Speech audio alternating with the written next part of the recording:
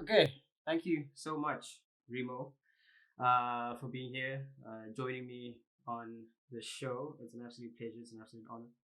I think I just felt a little bit awkward when you invited me on yours. I was like, it wouldn't be fair if I didn't invite you on mine. I wasn't planning on having you here, but Sure.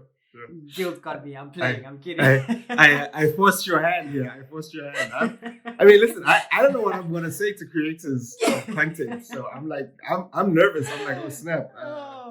Hopefully this is worth something to people. But I feel really honored to be able to be on here. So thank you. You're definitely it's a pleasure. It's an honor, really. Like, I mean, you're definitely a big content creator. You probably didn't plan on being as big as you are now in terms of the work that you're doing, but circumstances and the way the world is kind of moving has kind of pushed you to do that. So I think before we start, just let us know what brings you here. You are on a podcast titled Creators Connect, so you're doing some sort of creating, some sort of creativity. Sure. Let us know what you do. Let us know what you do.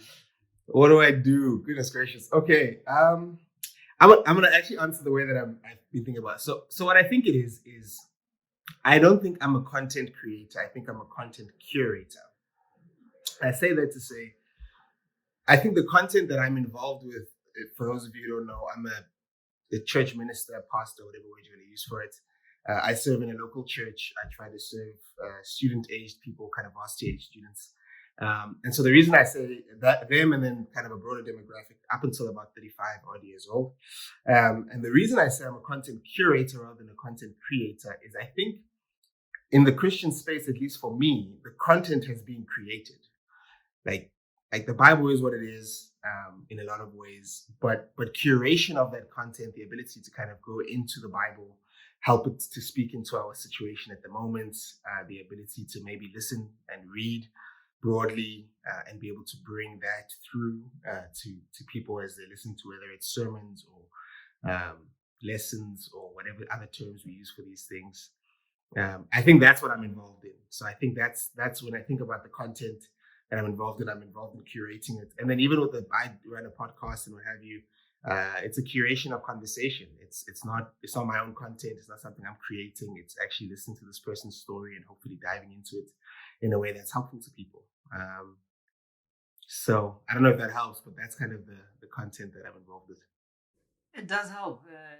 It makes a lot of sense, and then it just makes me feel like I'm not a content creator as well. I think I'm going to start calling myself a content curator because I don't think I'm making anything special. I'm just hosting people here, engaging in conversation and listening to what makes them different, what makes them tick. And it's like you're saying, it's for me, I can relate so much to that because it's nothing I'm doing, or I'm just posing a question and allowing people to express themselves as much as they can, which makes sense, which I love to do as well. But I think outside content creation, you have a life, you live a life. Outside the podcast, you have things going on in your life. What are some of those things that you would love to share and open up about? Who is Remo, and what is his life looking like at the moment? Snap. That's a very broad question. Who is Remo? I don't know. I think probably okay. The greatest thing about me is that somehow God loved me enough to send His Son for me, and as a result of that, I'm able to live a radically different life. So the most important thing to me is my relationship with God, and I feel like that is from whom and where I derive my identity and what it is that I can and cannot do in this world, and why it is that I'm here, which I think matters a whole lot. So I think that's super important about me. Second to that, I think somehow I bamboozled and fooled and tricked a woman into marrying me, and she's the greatest woman to be on the planet at the moment, So I'm married to an incredible woman, Balisa, and so that's awesome. And we are expecting our first child, so that is a little young dude coming through, according to all the scans. I've been, how it goes. I started watching these little videos of how people were told they were having a boy and then it actually ended up being a girl, or they were told they had a girl and it ended up being a boy. So I'm a little bit nervous on that one. Unreal. Them doctors didn't be sure, bro. It does. It's real. It's a real story. So it's crazy. No way. Yeah, so literally, so I'm like, I keep saying we're having a boy, and I'm like, hey, like I just want, like, I don't know. Okay, we're having. I know there's a child in there. There's a But child yeah, in there for sure. yeah. So we are. Yeah, we're expecting our first child, which is it's crazy to think that that's where life is for me right now. And then beyond that, I don't know, man. I love sports. I love watching football. Before I jumped on here, I was watching the Ashes Test, the Australia versus England cricket. I love sports as much as possible. I try to consume that. I enjoy. I love coffee. I love eating. So whenever I get the chance to try new food or try a new place or uh, drink coffee somewhere special, I'm always down to do that. I'm a relatively boring dude. I was waiting for you to. I was waiting for you to say I enjoy exercising as well. Unless you don't enjoy that, you just do it because it's necessary. Yeah, no, dude. I literally tell people I exercise so that I can eat. Like I just because if I didn't exercise, I'd gain too much weight. So I exercise so that I can chow. But I mean that's not true. I do enjoy it. There's seasons when I enjoy it. Right now, it's just not one of those seasons. Right now, it's just a little bit like the grind. So it's an interesting statement coming from someone who used to be a personal trainer. Don't you think? I think so. I think and my life in general has leaned in this direction. I think the reason I got into personal training was to actually serve others. So it wasn't even about how much I felt I enjoyed training. And especially when I was much younger, I definitely did. And there's some things that help make training so much better. So I think that's part of the stuff that's missing in my life right now. But it was the personal training side of me was more so, man, what's something I can do to impact people that would help them to be able to enjoy life. And so I think my life in general, now even in the ministry, now with the podcast, I've kind of always leaned towards how can I live in a way that serves the people in the community around me. And personal training was just a really cool way to do that. So. Yeah, and I was actually going to touch on that now that you mentioned serving others. I was going to mention that you've done that and you are doing that a lot through your podcast, through serving in ministry. You're doing a lot of inspiring and helping people and encouraging people. But I think my question there now, after that, is after you've done so much of that for people, what are some of the things that you're doing for yourself to make sure that you're encouraged and your cup is filled up? Because I think it's very difficult then to be someone who wants to serve people if you've got an empty tank or if you're not fulfilled or if you're not happy, so what are some of the things you're doing to keep yourself at a level where you're able to give off of yourself at the same time? Sure. First of all, that's very kind of you to say that it's actually working and inspiring and helpful to people. So I appreciate that. I think, how do I pour into myself? I try to run rhythms. I think we've spoken about this probably off air, whatever. I try to run good rhythms. So I try to have a general idea of what my weekly schedule looks like. And in that weekly schedule, there's usually Monday mornings for a good couple of hours. I just try to block out to spend time with God. Again, for me, that's where that's my life center. So where I get my energy, where I get my identity, where I get filled up is in that space with my relationship with God. But I don't always have the time to have long hours spent with him every day. So I try for at least once a day is the big one. And then obviously every day there's something. So, so I try to do that. I think really helps. Having a wife really helps put back into me. Funny enough, even though I don't enjoy it, exercise does help.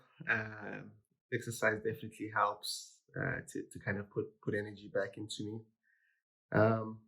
That's probably the big stuff. I'm generally a Lone Ranger-ish type person. I don't, I have I have a large circle because I'm a known and unknown and connect with a lot of people. But the people who carry the greater weight, and maybe people who hear this might be hurt by this, but there's a very small circle of people where I feel like this person actually fills me back up.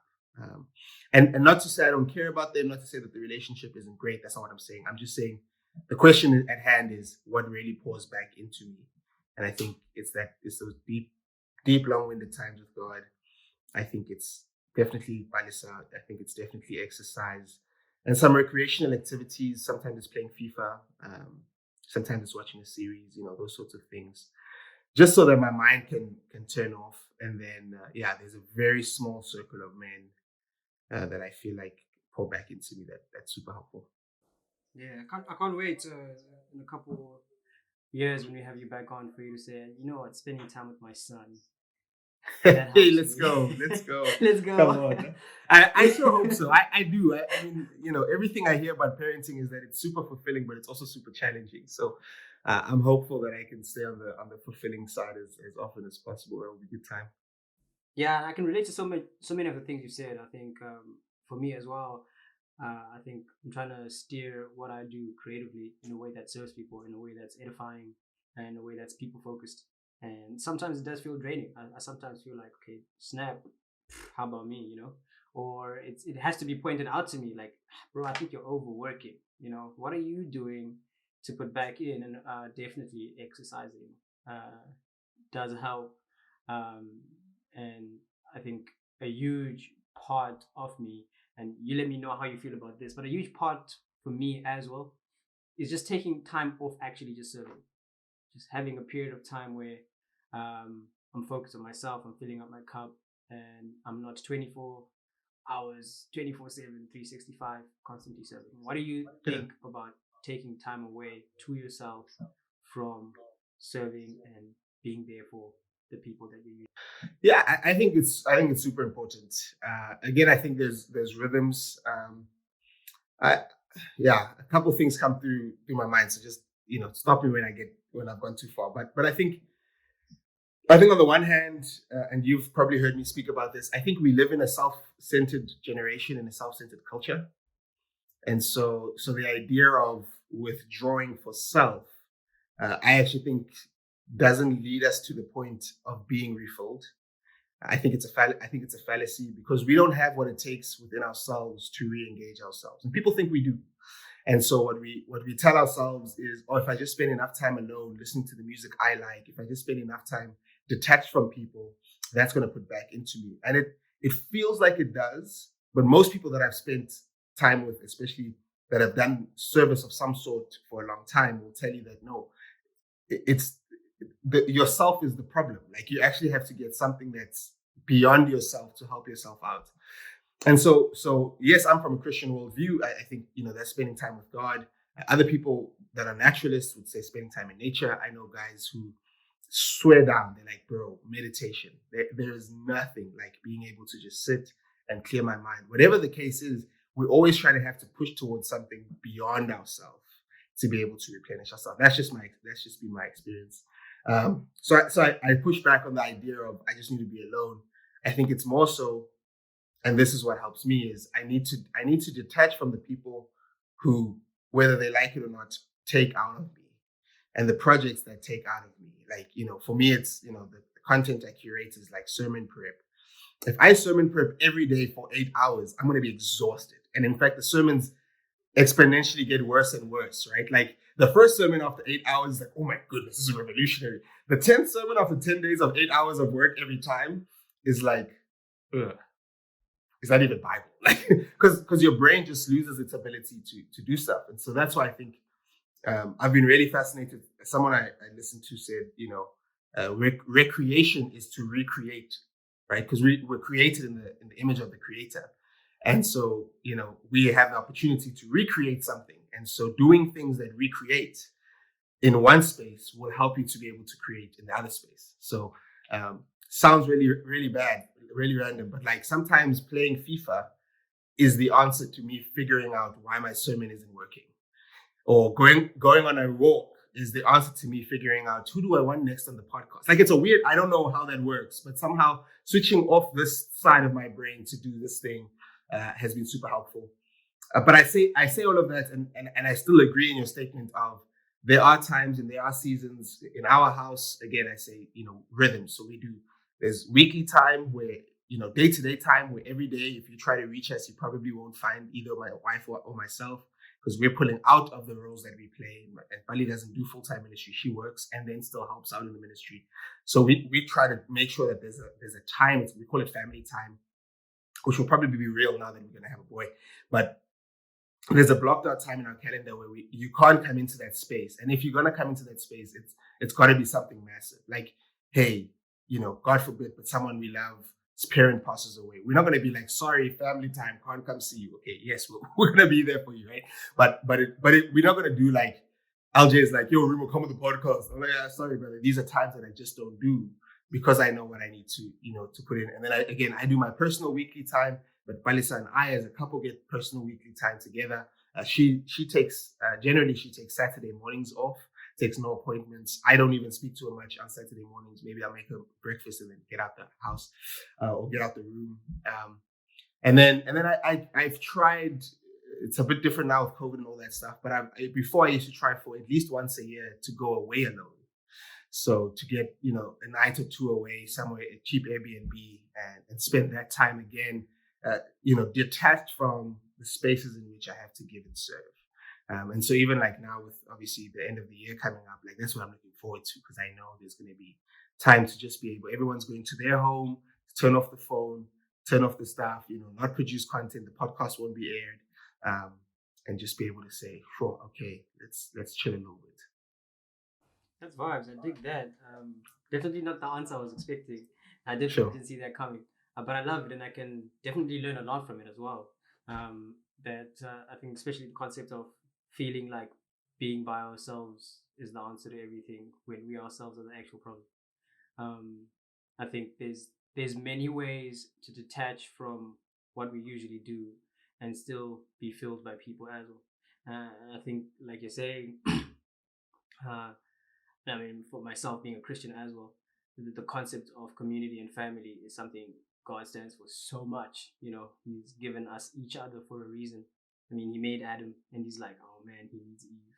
So, getting to a point where I'm like, nah, I just want to be by myself. I need myself, or I can do this by myself, is a little bit of a lot when you really think about it. So thank you for pointing that out.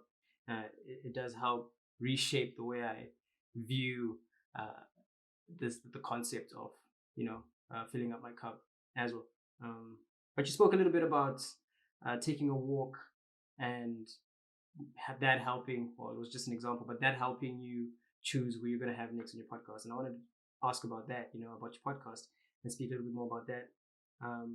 And we'll get to the part where we talk about how you choose who you have on your podcast. But what is your podcast about? When did it start? What inspired it? Things like that. Just an introductory to your podcast. Got you. Yeah, my podcast is very different to most of the podcasts out there today. Because my podcast didn't start in the lockdown period. Like, I'm kidding. It's like, I don't know how many podcasts I've heard. But hey, no beef, because that's me. Like it was March 2020, bro, that got me into this. But it's just funny. I've been listening to a lot of podcasts and other people are like, yeah, I started my podcast in lockdown. And I'm like, dang it, we all started our podcast in lockdown.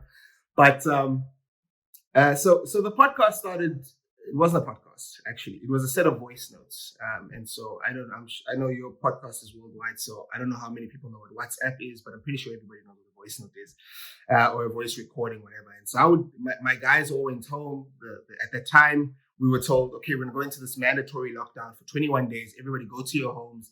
As the US people would say, shelter in place, or they stay in place.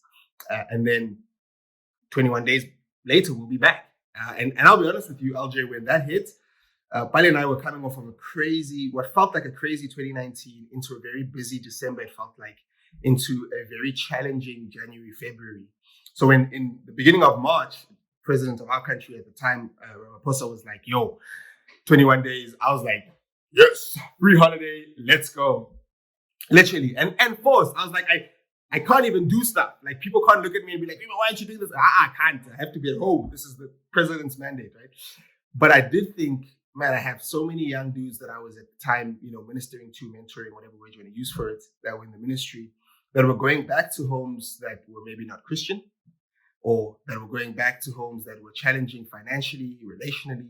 Even if they were Christian, mom and dad had split up, brothers who were abusing, substances, all sorts of stories that I was like, dang, okay, somehow we all have to figure out how can we keep those guys encouraged. That was my thinking. How can I keep those guys encouraged? And so what I started to do was I would send these like 3-minute voice notes, probably started as less than that, but just to say, hey man, this morning, like a devotional almost, like, hey, one of the things I was thinking about is like during this lockdown time, this is a great opportunity to deepen our walk with God. And this is how we can do it in prayer. Or this is how we can do it in Bible study. Or this is a book that we can read. Or these are some YouTube links. Or, stuff like that. Just to resource the guys, say, dude, you guys can hold on. It's 21 days. Like, it's not going to be that bad.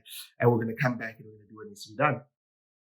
And what I didn't know was happening, I would send this out to a couple of friends and then a couple of these guys, and I consider them friends, so I'm not saying that funny.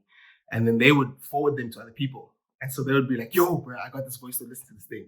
And because I wasn't like aware of it, I just kept giving it to them. And so after about 3 weeks, someone was like, yo, one of my friends wants to know where they can find all of these. I was like, oh, brother, all of what? And they were like, these voice notes. I was like, no. You realize I send you these voice notes. Like, these voice notes are for you. And he was like, oh, I've been sending them on. Like, he'd been sending them on to other friends to say, hey, like, let's stay faithful. This is how we do it. And so I was like, snap. And so I started a SoundCloud account, right? That's what anybody does that knows anything about free production of content is like SoundCloud. So I jumped on SoundCloud and started sending out a link. It was called, and then the thing became called the 3-Minute Thought. And I'd produce 1 or 2 of them per week. I think it's actually still on SoundCloud. And then obviously people are like, yeah, but SoundCloud, not everybody has SoundCloud. And then somebody in my circle, I can't remember exactly who. I want to say Lito or Lulu. I like to try to give credit where credit is due, or both of them, because they started a podcast as well, especially around the George Floyd stuff. They were like, yo, have you checked out Anchor? Anchor actually allows you to record on there and it sends out to all these different distribution points. I said, oh, I've never checked it out. Checked it out. It's free. And it's like, free. Anything free. I can jump I'm jumping on that for sure. Literally. So that's how 3-Minute Thought began. And then people were like, yo, 3 minutes is too short. Can you give us a longer thought? I was like, yo, I'm producing like, at some point I was producing 3 or 4 of them a week. And then it was two or so a week. And then some weeks there was nothing. Because I also didn't want it to be fake. I'll be honest. Like, I didn't want it to be, I'm like, oh, I need to produce content. I was like, no, I want it to come from the overflow of my life. Like, hey, this is what I'm wrestling with in this season. And I've probably gone way too long on this story. But anyway, people were like, yo, can you get these to be longer? So I thought, so now they want like sermons, like they want lessons, like they want sermons. I was like, I love this. I was like, bro, I'm not trying to produce a sermon every 3-4 days at 30 minutes a pop. Like, for me, I was like, yo, a podcast of just my voice, that doesn't sound right. And so I thought, okay, so what is the actual thing that we're trying to do here? And what we're trying to do is help young people thrive in life as well as in their faith. That was the thing. And for me, I say those two things separately. I believe they're one and the same. But I said those two things separately because what would happen is guys would be like, yeah, I read my Bible this morning, but they would still be out like losing their cool on their parents. I was like, you can't separate those two things. Your life is connected to your faith. And so, anyway, that's how that came up. And so then I said, all right, what I can do for longer conversations is I'll actually try interview people who I think are really helpful in these topics of thriving in life and faith. And so I think I interviewed Jacques and Tacha. These are guys who are very much in my circle, also ministers. And then that was 3-Minute Thought was then a mixture of, I would have what was called episodes that were thoughts longer than 3 minutes. And that was the interview format. And then 3 minutes thoughts would still come out. Like I still have stuff I wanted to say, but they'll still be around 3 minutes. And then slowly but surely that evolved from there. And again, I can't remember all the dates, but I think 3-Minute Thought launched, or the voice note started March. 3-Minute Thought probably launched April on SoundCloud / Anchor towards the end of April, beginning of May. And then by the end of May, beginning of June, I was pretty much interviewing someone almost every week at that point. I was getting up to every week at that point to produce some type of content that would be helpful. And so now the podcast is called the Remo Tlale Life and Faith Podcast. It is amazing. Every Tuesday. And it's amazing. A new episode comes out. You're very kind. I appreciate that. I honestly, I thought it was for the 4 or 5 guys that I was sending this thing to. I didn't realize. I don't know if you use Anchor as well, but on their platform they connected with Spotify, and so they did that Spotify rap. I don't know if you've seen those things where it like tells you, and bro, like looking at those stats, I was like, I literally sat there flabbergasted. I was like, this is beyond what I understood that I was doing. Like people, I think it's funny. Like I'm a black dude trying to do ministry out of Johannesburg, now Cape Town. Like I'm not an evangelical leader. I don't lead a church of thousands. I don't do any of that stuff. And you're not trying. I don't think I need to. Not trying to. You just not at all. Not at all. But people take time. People take time out of their week, out of their day, regularly to listen to the podcast. Where something like 41 of my listeners listen to the podcast. I can't remember the exact stat, but something like I'm in their top 3 podcasts that they listen to. 41 people. I was like, wait, what? Like, so many people tag me on Instagram saying, "Yo, you're in my top 5." Like, too many statuses. Somebody said to me, every time you drop an episode, someone's posting on their status. It's out. Right? Like, I'm like, dude, that is not what I thought. That's not what I thought was going on. So, but the format now is cool. I do a form of a 3-minute thoughts. I do a couple of thoughts. Sometimes it's, up to an hour. Sometimes it's a short, like 20-minute talk once a month. So the first Tuesday of every month is me and myself and stuff I'm wrestling with, books I'm reading, content I'm consuming, people I'm listening to, whatever. And then the other 3 or 4 weeks, depending on how long the month is interviews with great guests like you. LJ Doronga's been on this. So come on. If you Google Remo Tlale and LJ, I'm sure that episode comes up. Check it out. Wow. But yeah, so it's super helpful now because I feel like again, just to kind of round off the story, I feel like I started off desiring to help young people, these dudes in particular, thrive in their life as well as in their faith. And now I feel like God has been kind enough and people have been generous enough with their time to allow me to continue to do that, but through people's stories. And I think there's just something so powerful about hearing how both people, I think I've had a guest as young as 17, 18 on the podcast who are Christians, right up to, late 40s, early 50s on the podcast talk about how they've thrived in life as well as in their faith. So I love it. I love that story so much. And thank you for all the detail. And I think all that detail does allow me to pose the next question, which is the way you've changed and evolved from what you intended it to be initially to what it has become now. Is it so the whole process? You started off as voice notes, but now you are making an entire production. You are planning an entire production, from who you're going to have on there to reaching out to people to scheduling days and dates and times and editing and posting. It's work. It's work that you've taken on, but that change and you evolving, did you see it happening, or it just kind of happened as you went through it? And what are some of the things you learned through that process? Did I see it happening?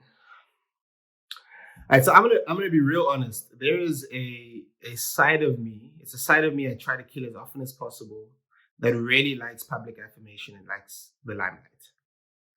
I'll just be honest. Like I look at and I'll use his name because I saw him in a bookstore the other day. Like I look at names like Michael Todd, Crazy Faith, Relationship Goals, and there's a side of me,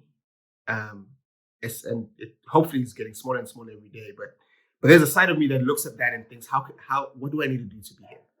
What do I need to do to be the guy, to be the Christian influencer? What do I need to do to be able to be the biggest on the platform? So there's a side of me that does that. And so there was a side of me before the 3-minute thought, before that stuff launched. People have always been gracious in saying they feel like I'm a really good speaker.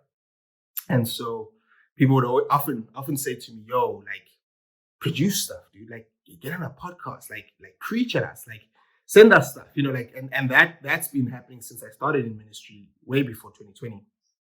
But I've always, because I know there's that dark side of me that wants that stuff, I've always pushed back, saying if I begin to open that door, I don't know who I will become. And so I've always wanted to close that door because I want to do it. Whatever I do, I want to do for the glory of God. I don't want to do it for my own glory, even though deep down inside there's that side of me, right? Like there's that.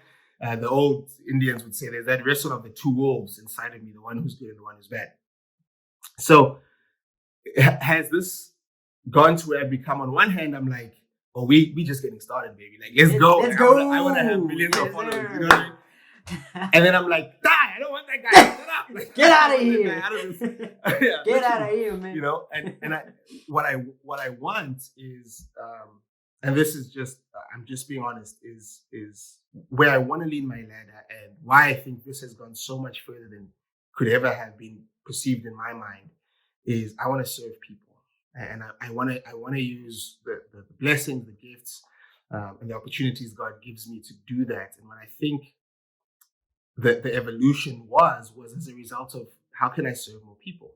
So because people wanted the service, right? So it's the friend saying, the guy texting me saying, yo, dude, where do people get these? Because I keep sending this to my guy, and my guy wants to find them somewhere. That gets me to SoundCloud. I don't get there on my own. Yeah. I get there because people are saying, no, produce this in a way that people can listen to it. It's, yo, we want longer form conversations. I don't get there without people saying, yo, this is what we want. So I think in one sense, it's evolved as a result of the people. And that's what I keep fighting for is yes, there's times, and I'll try to be as honest as possible. There's moments where like someone pats me on the back for an episode. Yeah, that's what's up. You know? Exactly. When I listen to somebody else's podcast and they talk about how they grew their listenership. I listened to Tim Ferriss the other day, and how they grew their listenership. I'm like, yeah, I should do that. I need to start a mailing list. And then I'm like, wait, relax. Why are we in this? The goal is, I've got to keep reminding myself of that, because the dark side of me wants to come out. The dark side of me wants to pursue, the fame, the big cash. So even monetizing my podcast has been a big fight for me. Like, people have felt like you should do it. I'm like, actually, I'm going to keep fighting. As long as I can not monetize my podcast, I won't. Because I think the moment I do, then that adds a different level of what I'm pursuing. Because now I can do something that can move me from $1 per episode or $1 per listen to $2 per listen. That changes the game, right? Remember, I'm still in full-time ministry. We don't earn big bucks. It's not like, there's churches that do. Our church, man, it's not that I'm broke, but I'm certainly not like earning as much as my friends. I'm not earning as much as I was when I was a personal trainer. And I've been doing ministry over half a decade now. So in my mind, I should have already caught up to what I was earning 6, 7, 8 years ago. And I haven't, so to give you context in terms of, so I've got to be careful. That's one of the things, maybe that one of the lessons. I've got to be careful what I'm pursuing and what it is that the metric that I'm using to say if something is good or not. Now, having said that, I do look at the listenership. I do look at, man, how many people listen in the first week? How many people then follow up in the second week? How many people binge listen? There's a couple people I know. They actually wait 3-4 weeks at a time, and then they just binge listen all of them, like whatever's come up previous to that. Partly because of life and the way that their life and schedule runs. But I look at that stuff not because I want to produce the best service possible. And so I listen back to how I interview. Oh man, okay. Or I listen to other people interview, and I try to learn. Okay, well, what did they do there that I can learn from? So I think speaking to people has grown. I think cold contact, like sending people emails, names that I've heard around the game of like, yo, this guy's an incredible preacher, or yo, this guy's an incredible minister, or hey, have you heard about this woman who runs this incredible business and she's a Christian, and sending that. Hi, I'm Remo. You have no idea. Oh my goodness, I know. Would you like to come on this podcast that actually has no listenership really? So. But one thing I learned early on, which I think was super helpful, is lean into friendships. Not network, leverage influence. So, I interviewed Jacques and Tacho and guys. Those were guys who, on a whim, I could text them or call them and they would answer. Right? That's the level of friendship that we have. I've if it wasn't for COVID, I would have probably stayed with Tacho a night or two in Texas. Like, we're that level of friends, right? And so I could hit him up and say, yo, I'm doing this project. Can you jump on? And then leverage that friendship. Like, yo, is there anyone that you think, would be worthwhile? I've learned that. I didn't know that before. And people will be like, yeah, I think this person, or yeah, I think that person. And do you mind making that introduction? And then I again, because my mindset is service, I want this to be mutually beneficial. So, hey man, I heard you wrote this book, and I'd love for you to promote the book on the podcast, and I would love to talk about the book on the podcast. Or hey dude, I think your story, and I said that to you. I said, dude, I think your story and what it is that you're doing could help other young people thrive in life as well as in their faith. And I think that I think it would be great for you to hear your own story to some extent, and so I try to make sure that it serves people both ways. That's a lesson I've learned. planning, scheduling, making sure, it doesn't pay me. So I have a full-time gig being a minister. And yes, I've got a great schedule because it's flexible, but I've got to be on top of things. I've got to be, I said on the podcast, this last episode I released, I said, this December is tricky. I had plans and so many people have just said, oh, dude, I can't do this December, can't do this December, can't do this December, can't do this December. And so this past week might be the last episode that I launched for December because I just can't get people to commit and be able to make it. And I'm also okay with that. Like maybe this December I need a break, and then people need to stop listening to my voice and hopefully listen to God or something. So I'm sure there's many more lessons that I've learned, but that's kind of the stuff that kind of comes off the top of the dome because I feel. No, you said a lot of things that are helpful, especially I think touching on the last thing you said. You actually spoke about it right in the beginning when you spoke.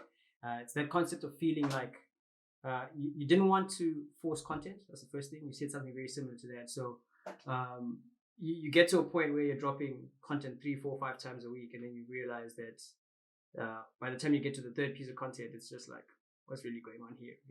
So you need to pace yourself. So for me, just coming back to you and what you've done now, you've been able to be consistent in the content that you're producing and dropping. I think you've just opened up that now it's very difficult because people have changed plans and you can't get a hold of anyone. So you've actually just said this is the last episode for this year, for December. But what have you done throughout the year to be able to remain consistent? And I know it's a very, very difficult thing. I know I've had a lot of people speak to me and commend me for my consistency. And I think it's something that I didn't know people notice. I was just doing my thing and dropping a video every Monday until 4 or 5 people's comments on the video was just, your consistency is amazing. I'm like, but did you watch the content? But I'm like, no, it's definitely something people notice. And I think it's something worth talking about and learning about, not just when it comes to content, but I mean, as a Christian, as a husband, as a father, as a friend, anything, you need to be consistent in the roles that you play and the things that you're responsible for. So how were you able to do that and stay on top? How do you stay consistent? How did you stay consistent? You did it. Yeah, I think it's very kind that you think I did it. That's why I'm like, I did it. Okay, so again, I think, and I might sound like a stuck record, I think what I've really fought for is good rhythms, LJ. Real talk. I've really fought to say, how do I, even as we launched the podcast, and I say we because I feel like I've done almost all the work most of the time. There was a long season, a long stretch where there was a brother, a good friend of mine, Benjamin Ali. Again, I have to give credit where credit is due, who edited the podcast and eventually taught me how to edit it for myself. And so I now do that as well. But finding the people, setting up the interview, doing the Zoom call interview, getting that audio, creating the Canva pic, all I've done, I right now I'm the only person involved in the podcast, but I never feel that way because I think it's a we project. I think there's been too many people who've been in my corner. Again, Lita and Lulu were there from the early days. Abigail Force was there from the early days. Nolutando Ngube was there from the early days. There's just a number of names that I can say where I'm like, man, these people, Lindsay Comrie has been in the corner early days, Dom Divine, tons of names that I can just say, man, these peeps were like, yo, Reams, keep doing, like, keep pushing. And so I feel like it's a we project because I feel like those people, without them, I don't know if I would have kept going. Right from 3-minute thought. I mean, Tiko Mufamadi, Tabang. I could just keep going name after name after name because these are people who just said, like, bro, we're in your corner. But we're not in your corner for hype. Like, we're in your corner because this is dope. Like, we actually really appreciate what it is that you're doing. And so when you have that in your corner, I feel like I want to produce the best content I can. And so I want to live in a way and work in a way that allows me to flourish and do this. I want to thrive in life and faith, but I also want to do quality work. And so I think the best way to do quality work is to do a little bit every day is better than, what's the saying? I can't remember the saying now, but there's a saying around that idea of like just doing like doing 10 minutes of writing or 10 minutes of reading or whatever every day is much better for you and your growth and your development than doing 100 hours of something for one day type of vibe. And so that's what I've always done. So I've always leaned towards rhythms. And so I guess the rhythms go beyond just the podcasting.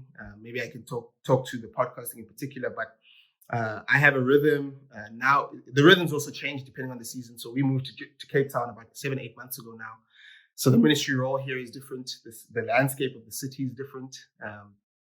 And so now more than ever, I do generally Monday and Tuesdays, a lot of podcast work, a lot of podcast communication, a lot of podcast editing and stuff, so that Tuesday it can drop, and it drops sometime on Tuesday. I'm really trying to get better at that, but it hasn't worked out yet.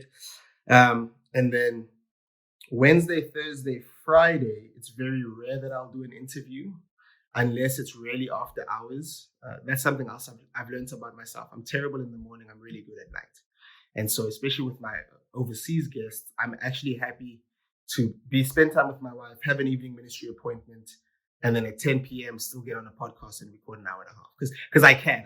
That's actually capacity that I have. But I of course, weekends works better for locals because they're busy with work and life.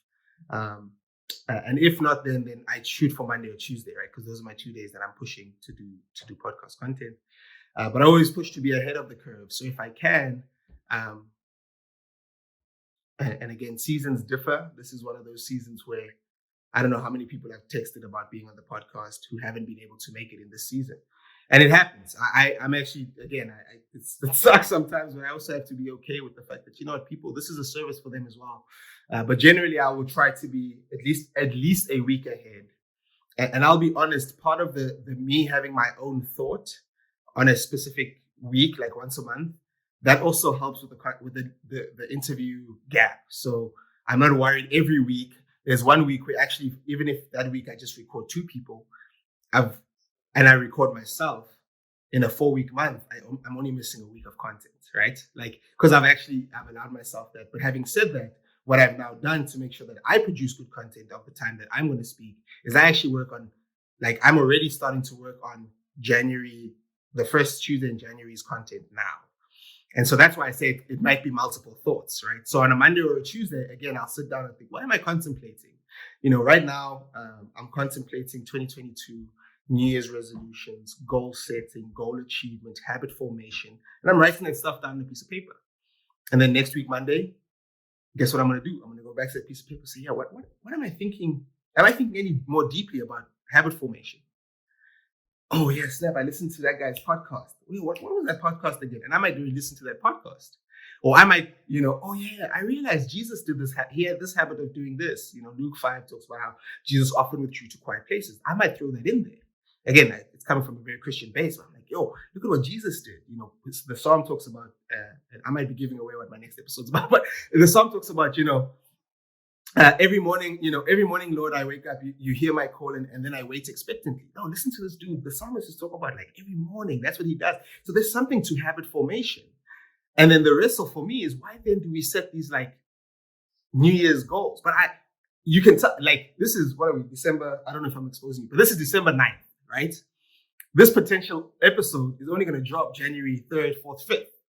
But if I'm already working on it now, going on multiple walks in between, having multiple conversations, I feel like I will produce greater content at the end, right? And so it allows for that. But then even like, who am I going to have on the podcast early next year is determined by what is it that I'm trying to talk about, right? And so then I can reach out to those people, and there's already people who are like, "Yo, listen, first thing January, you've got me. Don't even worry about it." I'm like, "Great."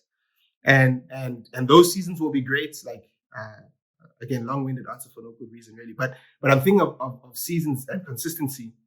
But I'm already thinking forward to, like, the first week or two of varsity for the campus students here is 2 weeks before our baby's due date. Okay. All right. So the first 2 weeks of varsity is already crazy time in the ministry. I probably won't have time to do a lot of interviews. Then I'm going to go into 2 weeks of, like, final prep for the baby to arrive. Then I'm going to go into, like, the first month or two of the baby arriving. Okay. now I'm already asking myself, how will I be consistent in that season? Right. And so I won't express exactly what I think I'm going to do, but one thing I can say is I'm going to fight that January when I'm actually very chilled.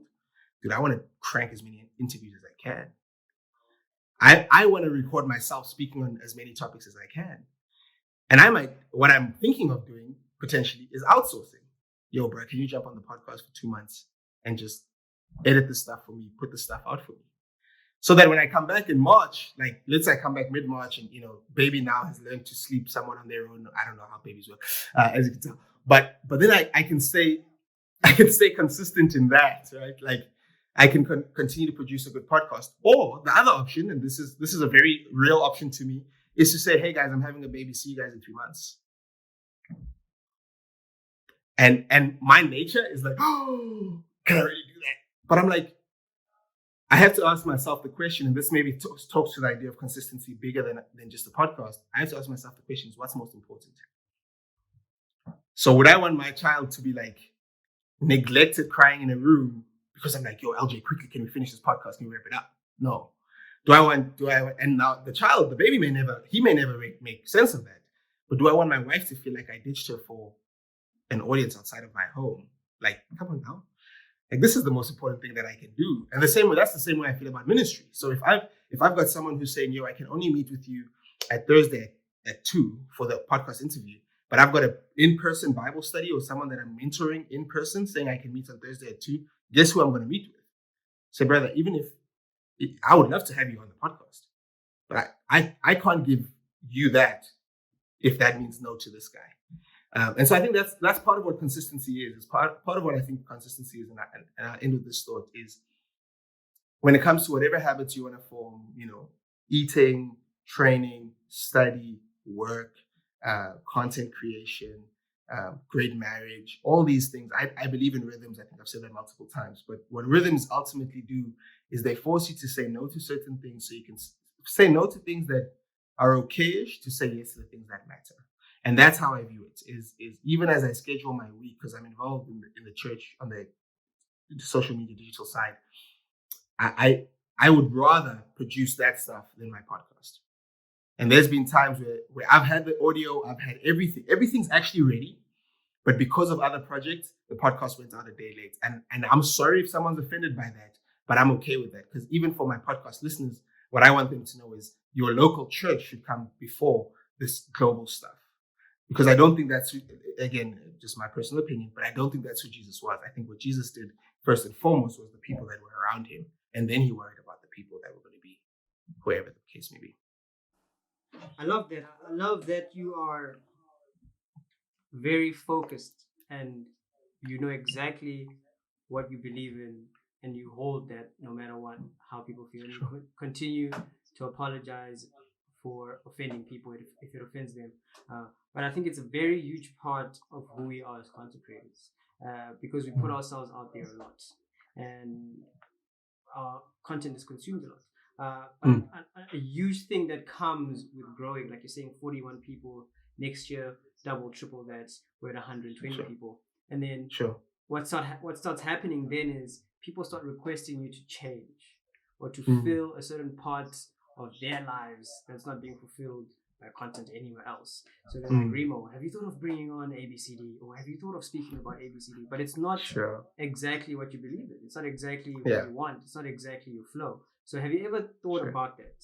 The pressures that come with constantly putting yourself out there and having this audience that you want to fulfill, but seemingly they want to be fulfilled in a way that doesn't fulfill you or in a way that doesn't make you comfortable. Sure. There's a person's face who comes to mind. And I would love to find out from them if they listen to the podcast. Because so this is what happens. I get a DM and the person's like, hey, really love the podcast. Like, I think I just posted about another episode or something. Hey, really love the podcast. Just wondering, like, why do you only interview people from our fellowship of churches? Which is what I do. Just for people who don't know, like we're part of a family of churches, a number of churches around the world, and I only interview people from within our family of churches. I said, And I honestly hadn't really thought about it too much up until that point. I'm not insular. I have friends outside of fellowship of churches. I have friends who are Christians. That sounds a little bit like I'm not racist. I have friends who are black. It's not meant to sound like that. I genuinely believe people can be Christians within different denominations and different fellowship of churches. I genuinely believe that. Okay, but there is a common denominator and a commonality within our fellowship of churches that I've really appreciated, which is why I've stayed. Right, which is why I feel called to minister in it. This is why I feel called to continue to help build this family of churches, is because I feel there's a common denominator. There's a couple of things that we all agree on that matter so much to me that I want to talk to people who agree on those basic presuppositions. And so the person said to me, it would be great if you could interview an X person or a Y person. I said, that would be great, but that's not the purpose of this podcast. And I try to say it genuinely, very nicely, and judging by their response, it was a very abrupt kind of okay, like kind of that kind of setup. And the reason I asked, I wonder if they still listen to the podcast, is because I look at the person's life, and I think really what you're saying is true. Is the person was exploring. The person is a person who seemingly had been part of our fellowship of churches for a long time. A bunch of stuff had happened in their life, and I think they're exploring and they're trying to figure out, can you have a Muslim person on? I want to hear what the Muslim person thinks about God. It's not the podcast for that. Now, do I have a Muslim friends? Yeah. Do I believe people believe in the Quran? Yes. Have I read the Quran? Yes. I'm not closed off to that stuff. All I'm saying is, for the purpose of this platform, that's not the conversation at hand. And so this person in particular comes to mind, but there's multiple people who've come up to me and said, hey, why don't you interview these types of people? Why don't you interview this type of person or that person or that person? And I've had to contemplate it. I have, and again, because I lean towards service, which can honestly present itself as people pleasing, I have to be okay with saying no. But one of the guys I really enjoy who speaks on leadership and stuff is a guy named Simon Sinek. I'm sure you've heard of him. One of the things he says is, for him, he doesn't do business with people who don't believe what he believes. And he says he doesn't do business with people who don't believe what he believes, because then it's not fun for him, and he wants to love his job. And I'll be honest, that's what I felt every time I've considered interviewing someone outside of that circle. I mean, one of my good friend of mine, like good friend to the point of like, yo, hit me up, brother, what's going on? Like, let's hang out, like getting time together, like that level of good friend of mine. Every time I think of bringing him on the podcast, I'm like, nah, no, it's just gonna be so much work, like because I can kick it with him and he can swear around me and we can talk about some crazy stuff, and I just feel like he's an expert in his field. I would love for people to learn from him, but I almost want to just have him over for dinner and have all the listeners come for dinner and then be like, it's not my fault and it's not on the internet. You know what I mean? Like, whatever he says, it's not stuck there forever. Because he's abrasive. He's sharp around the edges. He says stuff that I'm like, I totally don't agree with that. But now, if I put it on my platform, I may be seen as saying I do agree with it. Yeah, But he's my boy. And again, I don't want to expose people. Some stories I want to expose, some people I don't. But like, he's my boy to the point where like, if he calls me at 11 o'clock at night, I'm answering. Like, if he calls me at 1, we don't live in the same city, but I'm answering the call because I'm like, you're my boy. What do you need, dog? But I'm like, you're crazy, and I could never have you on my podcast. And I know that we don't believe the same stuff. Like, I love him, but we don't. We don't believe the same stuff. And I will tease him. I'll tease him about his beliefs because he'll do stuff that's anti whatever he says he stands for. And he'll tease me. He'll be like, how would Jesus feel about that comment, Remo? And I'm like, great. Like, let's talk about that stuff. But that's my friend. That's a very different space for me than my podcast. And so I even with people, there's somebody else who said, people clearly, this Islamic thing, I think for Christians, especially young people, is a big deal. They're trying to figure out this Quran stuff. And someone said to me, can you have a person who's Muslim come on and explain why Jesus isn't who we say Jesus is? And I said, there's some resources for that. There's also enough content out there. I feel like I really answer your questions long-winded, but I also feel like there's enough content out there LJ, that I don't have to produce all of it. Like, why do you feel like you can put that pressure on me? But two, why do I feel like I need to take that pressure on? Like, guys, you guys are telling me I'm the podcast that must also interview the Muslim, the president. I must also interview the Jew, the Buddhist. I must I must not talk about vaccination. What do we believe about vaccination? No. That's not why I'm here. Actually, and maybe maybe this is why I talk too much. But maybe that's the real answer to the question: is realizing. I think I've realized there's something that I'm doing, and I'm doing this. This stuff on this side is outside of my lane, bro. This is my lane in this space. Now, do I want to know what the stance of a Christian should be on vaccinations? Absolutely. Do I want to have conversations about that? Man, absolutely. But I don't know if that in this lane, I need to do that. And so I don't know, maybe there's content creators where it's like, you know, I'm a photographer and I take pictures of landscapes, but I actually also really enjoy taking pictures of dogs. Don't feel like you have to then tell people the dog. It's okay. Keep the dogs for yourself. You can have thousands of pictures of dogs on your laptop. Keep them. You know, because you don't have to. I think we allow, and maybe I'm getting too passionate, but we allow too much pressure from external sources to dictate who it is that we are becoming and what it is that we're doing. And don't get me wrong. I want to reiterate. All of this stuff I'm saying, I'm willing to have conversations with those people. I just am not willing to have them on my podcast. When it comes to the content that I'm curating, now, I don't know why I named it this, but Remo Tlale Life and Faith Podcast, bro, that's my name on that thing. Like, I want to mess with that. Because also the internet is kind of forever, guys. Like, if people type in REMOTLALE, what used to come up was pictures of me bodybuilding. Like, can you imagine how you tell someone, hey, this guy he's a pastor at my church. There I am in a Speedo. Like, I think, I don't think you'll find them now. I think I've done enough deleting to get them done. But I also feel like in 10 years' time, when someone listens to the podcast, I hope what they would hear is my own growth and development. And that's been the central piece, because it's Remo Tlale's journey of life and faith and hopefully helping you. I don't want to be forced into doing interviews and talking to people that I don't want. And I'll say this to close as well. And I don't think I have to be. I don't think anybody has to be. I think it's a fallacy. It's a fallacy to assume that someone has to be. But the question I have to ask you, LJ, real quick, because I think I'm wondering, one, have you experienced this? But two, like, what I'm trying to figure out is this whole cancel culture, like people stopping to listen to your stuff. Like, is that a determining factor of whether or not you are succeeding in doing it? I don't think so. And that's a very, very good question. First of all, to answer the first part of the question, yes, it's definitely happened to me. I've had people come to me and say, I've seen this guy and I think he's amazing. You should definitely have him on the podcast. And I've got a method. I've got a method, and I think I was going to ask you as well. I've got a method on how I reach out to people and how I have them on my podcast. I do a considerable amount of research. Sure. At least 2 weeks of a deep dive on whatever the internet can give me about this person. So it's difficult for someone to come to me and throw something in my face because it's made them feel a certain type of way.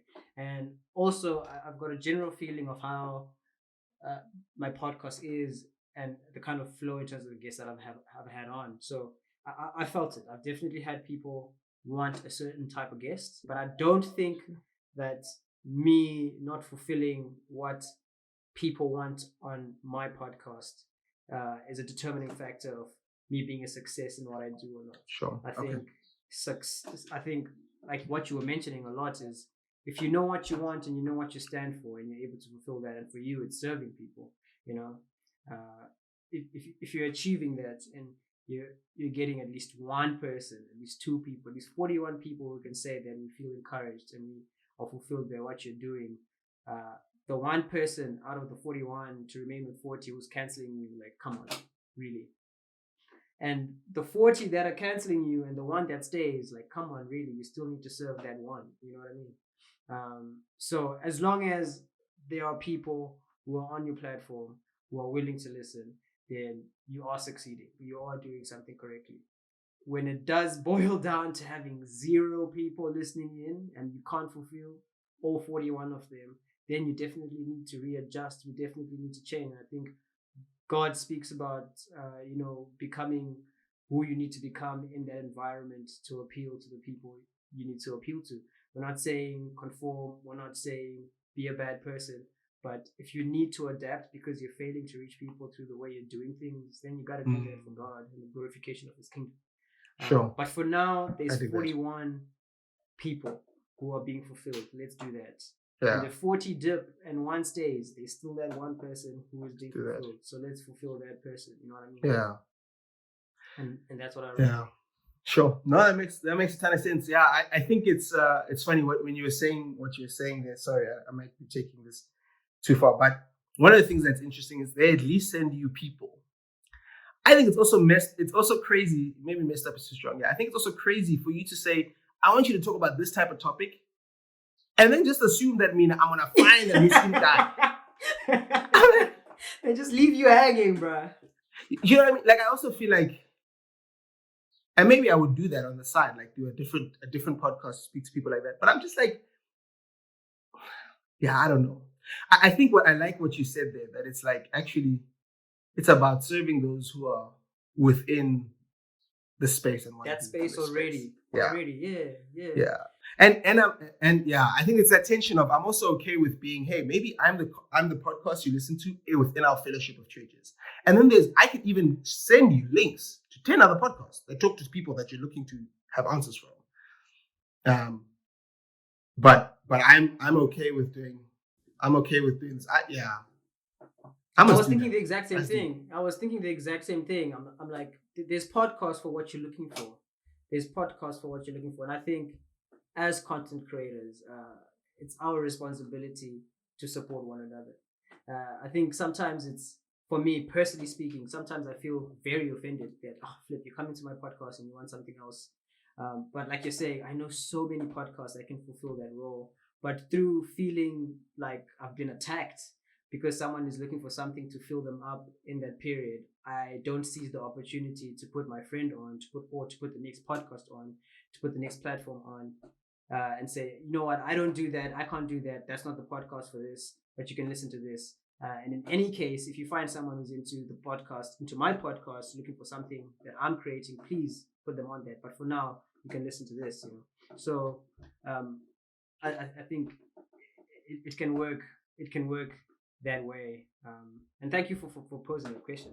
Sure, it's good for me. It's good for me as well. It's good. It's a good reminder, because like you said, it's like it's serving those that are in front of you. It's even if the one says, this isn't for me anymore, there is still people who listen and listen avidly.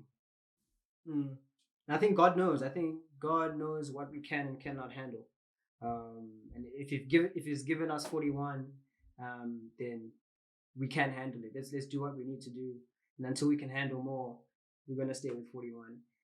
And I love that. But I've appreciated sitting down and chatting with you. It's been an honor. It's been a pleasure having you on. It's been a dope conversation. I would love to make it longer, but I think we should definitely do a second part. People's attention spans don't last that long. I just have one more question before we wrap it up. And you spoke a lot about listening to a lot of other podcasts, being inspired by so many other people, and looking at where they are, and hoping to be where they are, and working towards where you want to be. And I love that. It's a beautiful thing, and we're all inspired by someone or something, and driven to a certain place. But I was actually writing a piece recently, and I realized that within being inspired by people and their lives and what they've done and what they've achieved, it's very easy to become carbon copies of who they are and lose ourselves, and almost stop being original. It's fine to learn. I'm not saying don't learn from other people, but don't be a carbon copy of other people. So I've got two questions. The first question is, who inspires you? What inspires you? And the second question is, have you ever struggled with that? Or do you ever think about, the risk of not being original in a world that's filled with content creators and podcasts? How do you make sure you're unique and you stand out and you're different and you're not just like the next? Sure.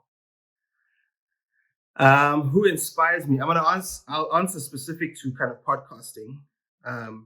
There's a there's a gentleman named Kerry Newhoff. Even the tagline. This might be exposing myself too much, but anyway, even the tagline helping you thrive in your life as well as in your faith. His tagline used to be, he's changed it now, but his tagline used to be helping you to thrive in life and in leadership. So you tell me how many words I took out of that. I won't do that. Okay. He now says, which I think is even cool. He says, he wants to help people live in a way today that will help them thrive tomorrow, which I think I'm like, dang, why'd you come up with that first again? Come on, Remo. You know what I mean? But so Kerry Newhoff, major influence on my podcasting journey. Of late, Tim Ferriss. I've really enjoyed Tim Ferriss. I think he's a very unique interviewer and a very unique style of interviewing. I think if I think of interviewers just off the top of the dome, those two podcast-wise, those two come to mind. And then in terms of my own content creation, like delivery, two people come to mind, or two things come to mind. One is Bridgetown Church. I don't know if you've heard of them, out of Portland. Mark Sayers used to be their lead pastor. He's an incredible deliverer of content. And then he's handed it over now to another guy. I always forget the guy's name, but he's also incredibly good at just. They live in Portland, Oregon, so the way they propose things, gospel-centered things, is just very unique, and I really enjoy it. So they help me. And then there's a guy named Chad Veach out of Zoe Church in LA, and he does a leadership podcast called Leadership Lean In. And a lot of his episodes, he's not doing interviews as well, but a lot of his episodes are him for 20 minutes talking about something in leadership. And the way he delivers his content, the way he speaks about his community and the community that he's forming around the podcast has shaped a lot of how I think about it and speak and do my own content. So those are people who've inspired me. The second question was the idea of kind of becoming like them and losing my own voice, right? That's where it was at. I think from very early on, I've been fortunate enough with my ministry journey and the roles that I've played within the church, both full-time paid and not full-time. I've had a lot of opportunities to speak, to preach, to teach, to share lessons, testimonies, whatever words you want to use. I've had opportunities to do that because, again, I think people have been gracious and often have said I speak well. And so from very early on, one of the key things that I was taught was there's only ever been and only will ever be one Remo. So you will always be original. There's no one ever in the world who's going to be Remo. You'll always be original, but there's nothing new under the sun, right?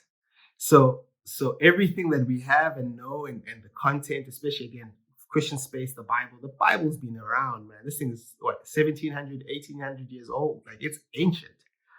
So there's nothing new under the sun, but you're also completely original. Now, people will say that, how does that work? That's two opposite sides. I think there's a gray. And the gray is that Remo can produce, specific to Remo, an original version of the already known text. And an original interpretation of an already known text. An interpretation not in the sense of what did the text mean. That is very clear, not very clear, but that is studyable. There's practical ways to know that. But it's like, how does it apply to me? Like, I'm the only person who's ever going to look at X passage with its understanding and interpretation and think about it the way that I think about it. No one else will think about it that way. Me. Right? No, as deep and as wide and as intricately as me. Now, maybe people might agree with the way that I view something, and they might think, oh yeah, I like the way he said that. That's true.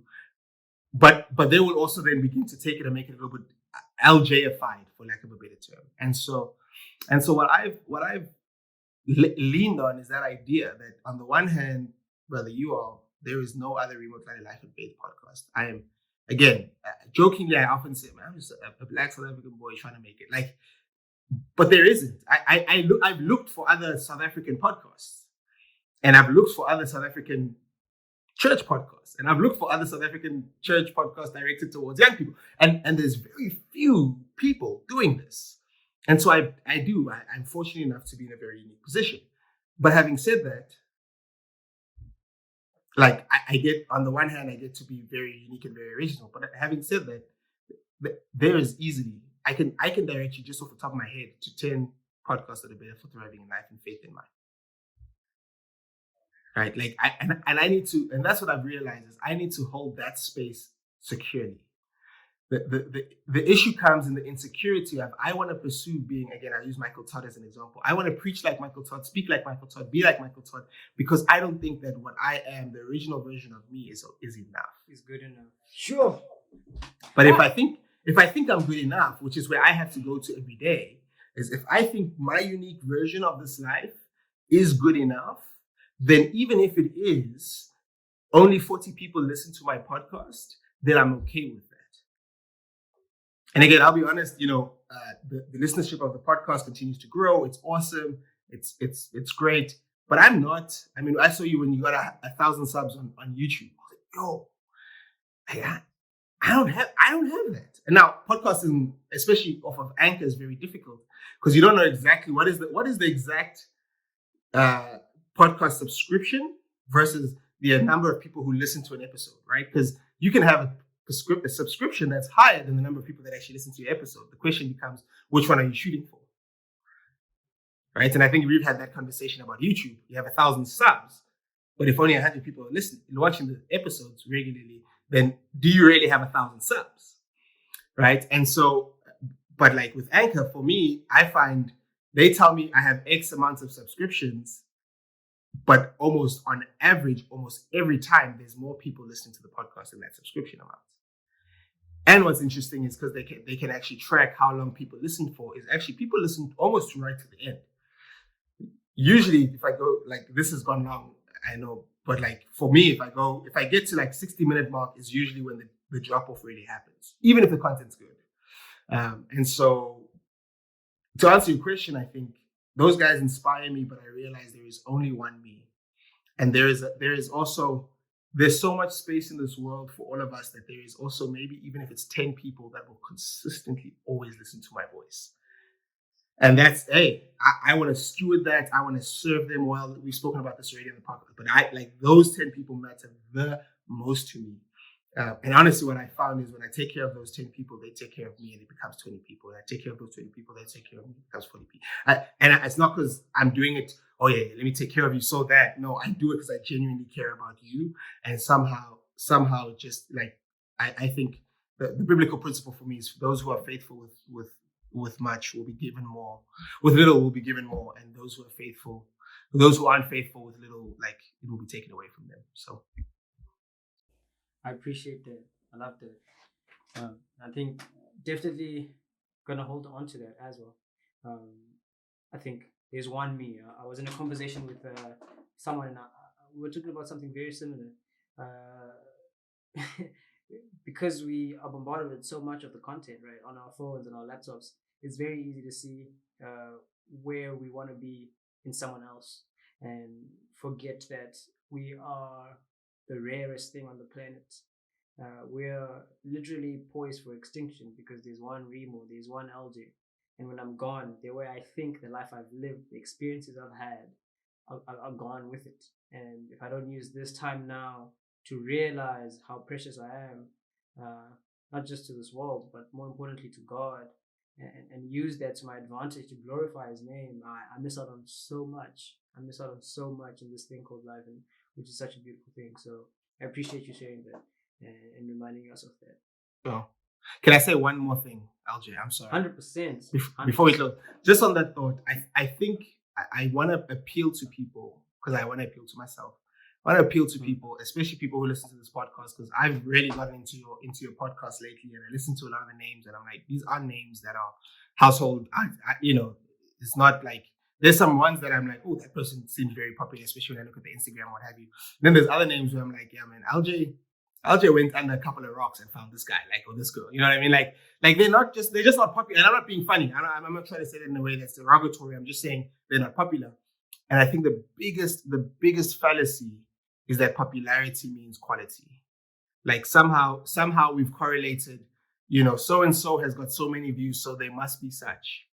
And I just want to appeal to people, especially us. I consider myself in the small game. We're in the small pool, man. Exactly. I want to say to us, like, yo, it's like the world has space for your content. Keep producing it. Like keep on producing it, even if it doesn't produce wealth. And I think that's the issue. Is I think we also popularity and money make us.